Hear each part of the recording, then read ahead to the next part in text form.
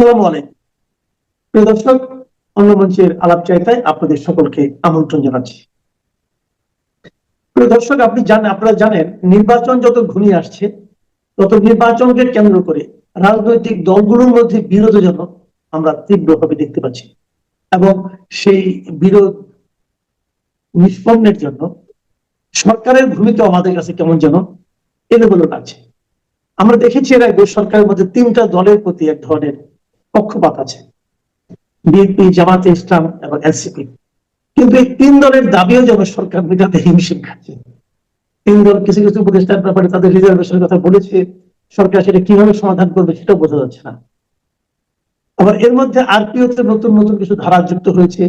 সেই ধারা যুক্ত হওয়ার ফলে যে ভোটের রাজনীতিতে যে জোটের একটা ব্যাপার দেখা যায় আমাদের দেশে, সেটাও এক ধরনের অনিশ্চয়তার মধ্যে পড়ে গেছে। এসব নিয়ে আজ আমরা কথা বলবো এবং আমাদের আমন্ত্রিত অতিথি হিসেবে আছেন সিনিয়র সাংবাদিক জনাব মুস্তফা ফিরোজ। জনাব মুস্তফা ফিরোজ, আপনাকে আমাদের অনুষ্ঠানে স্বাগত জানাচ্ছি। জনাব মুস্তফা ফিরোজ, আমি শুরুতে বলতে যাচ্ছি, আপনি দেখেছেন যে তিনটা রাজনৈতিক দলই কিন্তু এই যে তিনটার প্রতি ডক্টর ইউনূসের ব্যক্তিগত পক্ষপাত আছে বলে আমি মনে করি, এই যে জামাত ইসলামী, এনসিপি এবং বিএনপি, তিন দলের ওনার সঙ্গে দেখা করেছেন এবং দেখা করে সবাই কিছু কিছু উপদেষ্টা তাদের রিজার্ভেশন কথা বলেছেন। আপনার কি মনে হয় এই রিজার্ভেশন কথা দেওয়া যায়, তাদের যে অভিযোগটা, এই অভিযোগটা ডক্টর ইউনূস কিভাবে নিষ্পত্তি করতে পারেন? ওনার জন্য একটা সুবিধাজনক অবস্থা তৈরি করে দিচ্ছে রাজনৈতিক দলগুলো। সেটা হচ্ছে, যেহেতু পাল্টাপাল্টি অভিযোগ আছে, সুতরাং কোনো একটা অংশকে সরাবে আর একটা অংশকে সরাবে না, সেটা তো হবে না। তাহলে কাউকে আর সরানোর দরকার নেই, এরকম একটা অবস্থাও তৈরি করছে। এখন রাজনৈতিক দলগুলো তো আর একমত হয়ে বলতে পারতেছে না যে এই পাঁচজন হলো বিতর্কিত।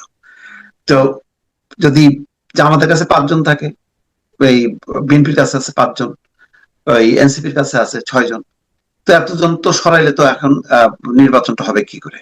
তো সুতরাং এখন ডক্টর মোহাম্মদ ইউনূস মনে করবেন যে না, কিছু না করলেও চলবে, যেহেতু পাল্টাপাল্টি আছে, এটা আর সমাধান করা সম্ভব না, সুতরাং তিনি সমাধান করবেন না। সবচেয়ে বড় কথা হলো যে সংকটটা তৈরি হয়ে হইল এরকম, যেহেতু বিএনপি চায় যে এই অন্তর্বর্তী সরকার কেয়ারটেকার এর মুডে চলে আসুক সরকারটা, এবং সবারই প্রত্যাশা তাই মানে বিএনপি বলুক আর না বলুক, নির্বাচনের সময় যত ঘনায় আসবে তত সবাই স্বচ্ছ।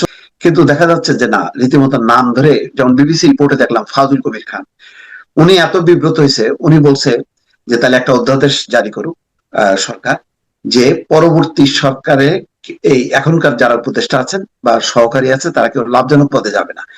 এই ধরনের একটা অধ্যাদেশ জারি করলে আমার ধারণা যে এটার একটা সমাধান আছে, সুরাহা আছে। তিনি বলছেন যে আমি রাগ অনুরাগের বশবর্তী হয়ে কোনো মানে সিদ্ধান্ত নেই না। এখন সবাই তো তাই বলবে, তাহলে সমাধান হিসেবে তিনি একটা পদ তিনি বাতলে দিচ্ছেন। আমার ধারণা যে এটা একটু হয়তো উনি স্যাটায়ার করছেন অথবা ক্ষোভ অভিমান থেকে এই কথাগুলো বলছেন। আবার নাহিদ ইসলাম দেখেন বলছেন যে কোন কোন উপদেষ্টা রীতিমতো লিয়াজও করছে সেফ এক্সিট নেওয়ার জন্য। এটাও একটা বিব্রতকর। এটা নিয়ে তো সৈয়দ রেজওয়ান হাসান থেকে শুরু করে ফাজুল কবির খান অনেকেই রিয়াক্ট করছে, বা আসিফ নজরুল বলছে যে আসলে বাংলাদেশ সেফ এক্সিট নিতে চায়, কোন উপদেষ্টা নিতে চায় না। এই প্রতিক্রিয়া, তার মানে কি একটা অনাস্থা সরকারের প্রতি। শুধুমাত্র কেউ ডক্টর মোহাম্মদ ইউনূসের নাম বলছেন না, কিন্তু ডক্টর মোহাম্মদ ইউনূসের সঙ্গে যারা আছেন তাদের ব্যাপারে কিন্তু আপত্তি তুলছে ঘুরে ফিরে, কিন্তু আসলে ডক্টর মোহাম্মদ ইউনূসের কাঁধেই যাচ্ছে।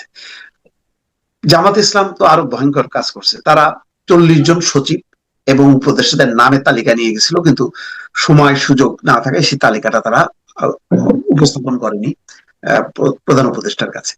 এই যদি পরিস্থিতি হয়, তাহলে নির্বাচনের সময় যে নানা রকম পাল্টাপাল্টি সংকট গুলো হবে, তখন সিদ্ধান্ত নিতে গেলে কারো না কারোর পক্ষে যাবে, কারো না কারোর বিপক্ষে যাবে। দেখেন, এই যে একটা সিদ্ধান্ত হলো উপদেষ্টা পরিষদে, এটা কিন্তু একটা রাজনৈতিক সিদ্ধান্ত। রাজনৈতিক সিদ্ধান্ত আগে রাজনৈতিক দলগুলোর সাথে আলোচনা করা দরকার ছিল। যে আগে এতদিন চলছিল যে জোটের যারা সঙ্গী হবে তখন তাদের অপশন থাকে, হয় নিজ দলের প্রতীকও দিতে পারবে অথবা অন্য দলের প্রতীকেও তারা করতে পারবে, যেহেতু মানে একজোট হয়ে তারা নির্বাচন করবে। এখন আরপিও সংশোধন করছে যে জোট সঙ্গী হলেও ভোট করতে হবে নিজের প্রতীকে। এতে কি হলো? এতে হলো মানে বিএনপি জোটটা কিন্তু বেকারে পড়লো। এটা কিন্তু জামাত ইসলামীর কিন্তু কোনো সমস্যা হবে না। হবে না এই কারণে যে এখানে হাত পাখাও পরিচিত একটা ব্র্যান্ড, আবার দাঁড়িপাল্লাও একটা পরিচিত ব্র্যান্ড। তো জামাত জোটে তেমন সমস্যা হবে না, সমস্যা হবে কিন্তু বিএনপি, কারণ বিএনপি এখানে এমন কিছু ব্যক্তিত্ব আছে যারা অনেক পরিচিত মুখ। ধরেন নুরুল হক নূর বা মাহমুদুর রহমান মান্না বা আসম আব্দুর রব, প্রত্যেকে পরিচিত মুখ, কিন্তু তাদের প্রতীকের একটা দুর্বলতা আছে। সেই দুর্বলতার কারণে সেখানে তারা ধানের শীষ দিলে যতটা সুবিধা, নিজ দলের প্রতীক নিয়ে অসুবিধা, আবার সেখানে ফেস করতে হবে বিএনপির স্বতন্ত্র প্রার্থীদেরকে। তখন সেখানে খুব অনায়াসে হাত পাখা এবং দাঁড়িপাল্লা সামনে চলে আসলে এইটা ওই সব প্রার্থীদের জন্য একটা বিব্রতকর পরিস্থিতি হবে। ফলে এখন বিএনপিকে যেটা হয়তো আগে সেই 40টা আসন ছাড় দেওয়ার চিন্তা করতে হইতো, এখন তাকে হয়তো বেছে বেছে 8টা 10টা বা 15টা 20টা ছাড়তে হবে যদি এইটা বহাল থাকে। এবং সেটাও দেখেন নিশ্চিত না, অর্থাৎ এটাকে স্যাক্রিফাইস করে তাদেরকে সিদ্ধান্ত নিতে হবে।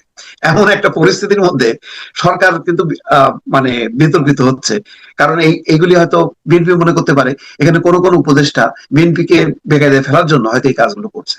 তো আমি এই জন্য বলছি যে সরকার এবং তার উপদেষ্টা পরিষদ, তার উপরে যদি আস্থা না থাকে, তাহলে সংকটটা আমরা এখন যেভাবে দেখছি, সামনে কিন্তু আরো অনেক সময় আছে, সেই সংকটটা আরো তীব্র হবে। এতে যেটা হবে কি, ভালো নির্বাচনের আশা সেটা কিন্তু খুব দ্রুহ হয়ে যাবে।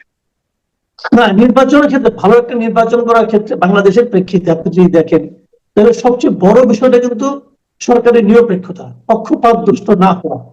তো আমাদের এই সরকার বলতে কি, সরকার তো ডক্টর ইউনূস একা না, তার উপদেষ্টা মন্ডলী তো সরকার, তাই না? সব মিলিয়ে তো সরকার।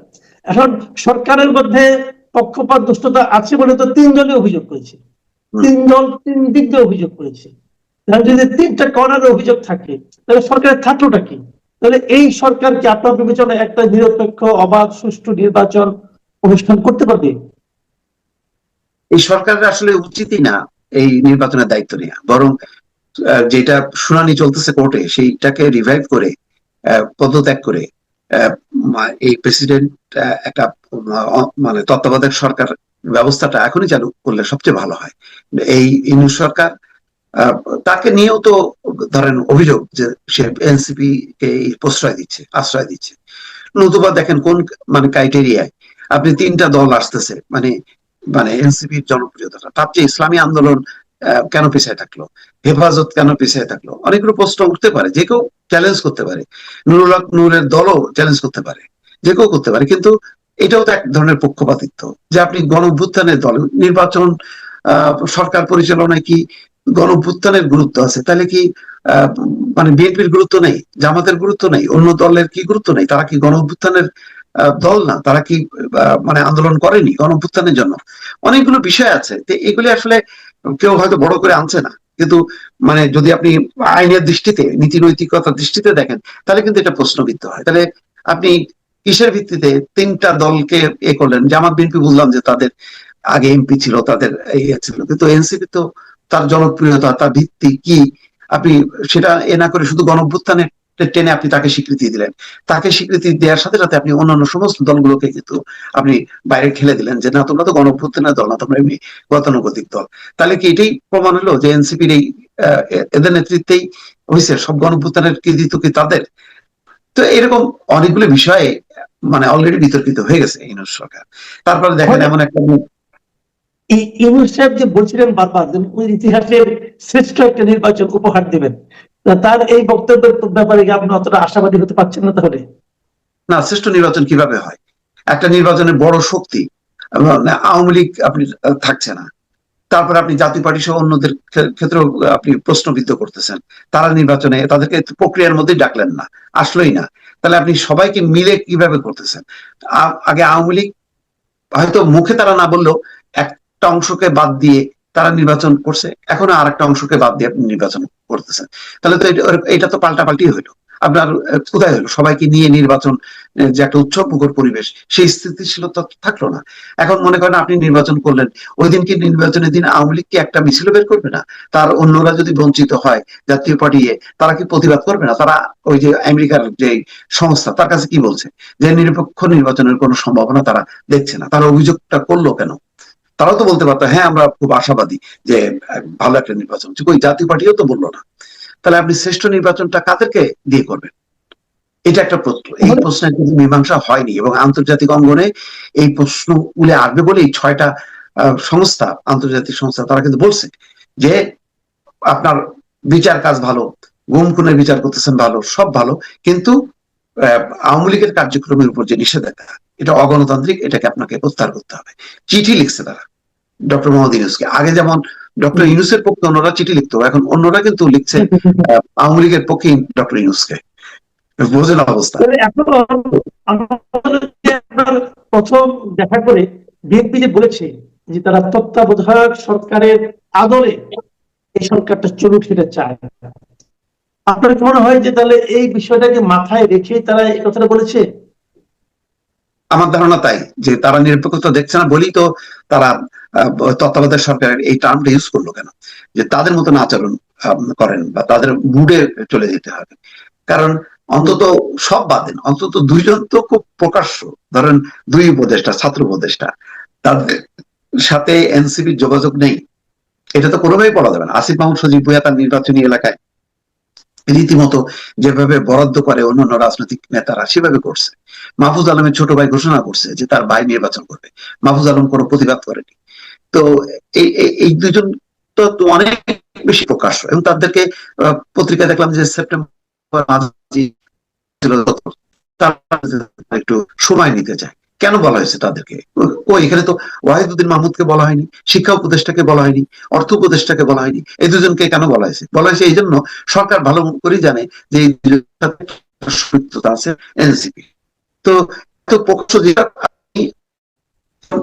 কিভাবে কাউন্টার করতেছেন যে না, অন্যান্য দল যাদেরকে সুপারিশ করছে তারা তো, অন্যান্য দল তো বলবেই। এখন আমাকে যদি বলেন যে একটা ভাই, তারা তো পরামর্শ দেবেই যে ওয়াহিদুদ্দিন মাহমুদকে নেন, ইফতেখারুজ্জামানকে নেন, বদিউল আলম মজুমদারকে নেন, অমুক নেন, তমুক নেন, বলবে। বলা মানে কি তারা দলীয় নাকি ধানের শীষ করবে?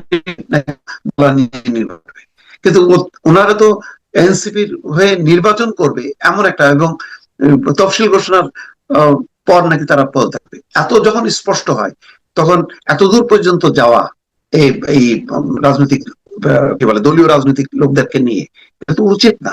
এটা তো তত্ত্বাবধায়ক সরকারের যে কনসেপ্ট, সেই কনসেপ্টের বিরুদ্ধে। এবং অন্তর্বর্তী সরকারও তো আসলে যদি দলীয় তো তখন জাতীয় সরকার করতো রাজনৈতিক দলগুলোকে নিয়ে, তাহলে দরকার কি ছিল এই ওয়াহিদুদ্দিন মাহমুদ দের মতন লোকদেরকে এই ক্যাবিনেটে নিয়ে আসা? জি, আমি একটা শেষ প্রশ্ন করি, ছোট করে একটু বলেন। আপনি দেখেছেন যে চেষ্টা করেছেন যে 47 সাল থেকে, যদি ওনাদের আচরণের কারণে 47 সাল থেকে 11 মিনিট পর্যন্ত এভাবে বলেছেন, এই সময়ের মধ্যে ওনাদের কারণে যদি কেউ দুঃখ পেয়ে থাকেন, এই একটা সময় উনি বাড়ালেন। প্রশ্নটা উঠেছিল 71 নিয়ে, উনি 71-এ আগে চলে গেলেন 47-এ।